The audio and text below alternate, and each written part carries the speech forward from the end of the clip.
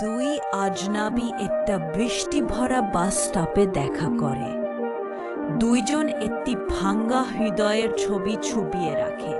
ছোটবেলায় তারা ছোট বন্ধু ছিল। একজন বন্ধু চলে যাওয়ার দিন তাদের প্রেম বুঝতে পারে। একজন নার্স এবং একজন রোগী ছুপিয়ে রাখা হাসি নিয়ে। তারা যেন সময় কঠিন হয়ে যাচ্ছে। ২০ বছর পর পুরনো প্রেমিকা দেখা করে।